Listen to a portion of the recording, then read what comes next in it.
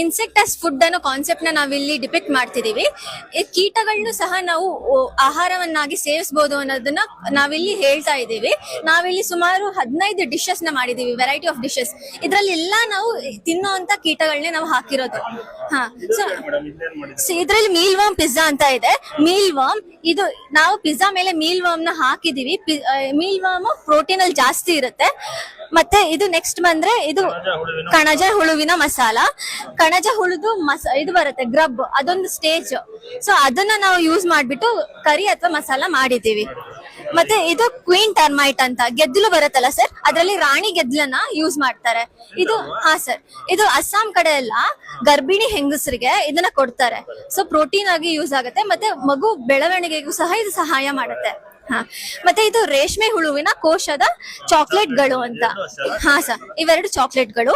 ಅದು ರೇಷ್ಮೆ ಹುಳುದು ಇದು ಪ್ಯೂಪ ಬರುತ್ತಲ್ಲ ಸರ್, ಕೋಶ, ಅದನ್ನ ಯೂಸ್ ಮಾಡಿರೋಂತ ಚಾಕ್ಲೇಟ್ಗಳು. ಮತ್ತೆ ಇದು ಮಿಡತೆ ಫ್ರೈ. ಇದನ್ನ ಬೇರೆ ಈಗ ಜಪಾನ್ ಆಗ್ಲಿ, ಚೈನಾ ಆಗ್ಲಿ, ವಿಯೆಟ್ನಾಂ ಆ ದೇಶಗಳಲ್ಲಿ ತಿನ್ನುವಂತ ಪದಾರ್ಥ ಇದು. ಮತ್ತೆ ಇದು ಚಿಗಳಿ ಚಟ್ನಿ. ಇದು ಸಾಮಾನ್ಯವಾಗಿ ಇದನ್ನ ನಾವು ಇಲ್ಲಿ ನೋಡಿದೀವಿ, ಮಲ್ನಾಡ್ ಕಡೆ, ಕೂರ್ಗ್, ಕೋಸ್ಟಲ್ ಕರ್ನಾಟಕದಲ್ಲಿ ಇದನ್ನ ತಿನ್ನುವಂತದ್ದಿದೆ, ನೋಡಿದೀವಿ ನಾವು. ಇದಕ್ಕೆ GI ಟ್ಯಾಗ್ ಬಂದಿದೆ 2024ರಲ್ಲಿ. ಒಡಿಶಾ ಇದನ್ನ GI ಟ್ಯಾಗ್ ತಗೊಂಡಿದೆ. ಮತ್ತೆ ಇದು ಬಂದ್ರೆ ಗ್ರಾಸ್ ಹಾಪರ್ ಕಬಾಬ್. ಆಮೇಲೆ ಇದು ಎರಿ ರೇಷ್ಮೆ ಹುಳುವಿನ ಬಾರ್ಬಿಕ್ಯೂ. ಇದು ರೇಷ್ಮೆ ಹುಳದ ಪ್ಯೂಪ ಕೋಶದಿಂದ ಮಾಡಿರೋದು. ಮತ್ತೆ ಇಲ್ಲಿ ಲಾರ್ವಾ ಇದೆ. ಇವೆರಡರದ್ದು ಬಾರ್ಬಿಕ್ಯೂ. ಸೊ ಮೇನ್ ಏನಂದ್ರೆ ಇದರಿಂದ ನ್ಯೂಟ್ರಿಷನ್ ಬರುತ್ತೆ. ಇದು ಒಂದು ಆಲ್ಟರ್ನೇಟಿವ್ ಫುಡ್ ಸೋರ್ಸ್ ಆಗಿ ಯೂಸ್ ಮಾಡಬಹುದು ಅನ್ನೋ ತರ ಹೇಳ್ತಿದೀವಿ ಸರ್. ಮತ್ತೆ ಇದು ಮೀಲ್ ವರ್ಮ್ ಫ್ರೈಡ್ ರೈಸ್. ನಾ ಆಗ್ಲೇ ಹೇಳ್ದಂಗೆ ಮೀಲ್ ವರ್ಮ್ ಅಲ್ಲಿ ಪ್ರೋಟೀನ್ ಜಾಸ್ತಿ ಇರುತ್ತೆ, ಫ್ಯಾಟಿ ಆಸಿಡ್ಸ್ ಜಾಸ್ತಿ ಇರುತ್ತೆ, ಕೊಲೆಸ್ಟ್ರಾಲ್ ಕಡಿಮೆ ಮಾಡುವಂತ ಅಂಶನೂ ಇದ್ರಲ್ಲಿ ಇರುತ್ತೆ. ಮತ್ತೆ ಸರ್, ಕೋಶದ ಸೂಪ್.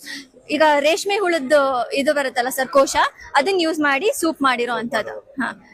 ಮತ್ತೆ ಇದು ರಾಣಿ ಗೆದ್ದಲಿನ ಬರ್ಗರ್. ರಾಣಿ ಗೆದ್ದಲಿನ ಸರ್, ಗೆದ್ದಲು ಅದ್ರದ್ದು ಬರ್ಗರು. ಮತ್ತೆ ಇದು ಕಾಕ್ರೋಚ್ ಪಕೋಡ ಅಂತ, ಜಿರಳೆ ಪಕೋಡ. ಇದು ಬೇರೆ ದೇಶಗಳಲ್ಲಿ ನಾವ್ ಹೇಗೆ ಕೋಳಿಗಳನ್ನ ಅದೆಲ್ಲ ಸಾಕ್ತಿವೋ, ಈಗ ಕಾಕ್ರೋಚ್ ಗಳನ್ನ ಸಹ ಅವ್ರನ್ನ ಸಾಕಿ ರೇರ್ ಮಾಡಿ ಅದು ಅವರು ಮಾರಾಟ ಮಾಡ್ತಾರೆ. ಅದನ್ನ ತಗೊಂಡೋಗಿ ಅವ್ರ ಪಕೋಡ ಮಾಡ್ಕೋತಾರೆ.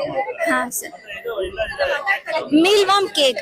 ಸೊ ಇದು ಕೇಕ್ ಮಾಡೋದಕ್ಕೆ ಮೀಲ್ ವರ್ಮ್ ನ ಪುಡಿ ಮಾಡ್ಬಿಟ್ಟು ಸರ್ ಮೇಲೆನೂ ಹಾಕಿದೀವಿ, ಕೇಕ್ ಒಳಗಡೆನು ಮೀಲ್ ವರ್ಮ್ ನ ಪುಡಿ ಮಾಡ್ಬಿಟ್ಟು ಹಾಕಿದೀವಿ. So this is also source of protein, fatty acids. So nutrition ನಾವು ಚಿಕನ್ ಮತ್ತೆ ಮಟನ್ ಗೆ ಕಂಪೇರ್ ಮಾಡಿದ್ರೆ ಇದರಲ್ಲಿ ನ್ಯೂಟ್ರಿಷನ್, ಮಿನರಲ್ಸ್, ವಿಟಮಿನ್ಸ್ ಎಲ್ಲ ಜಾಸ್ತಿ ಇದೆ. ಮತ್ತೆ ರೇಷ್ಮೆ ಹುಳು ಕೋಶದ ಮಂಚೂರಿಯನ್ ಅಂತ, ಅದೇ ನಾ ಹೇಳ್ದಂಗೆ ಸೂಪು ಅದೆಲ್ಲ ಮಾಡಿದೀವಿ. ಇದು ಒಂದು ವೆರೈಟಿ. ಸರ್, ರೇಷ್ಮೆ ಹುಳು.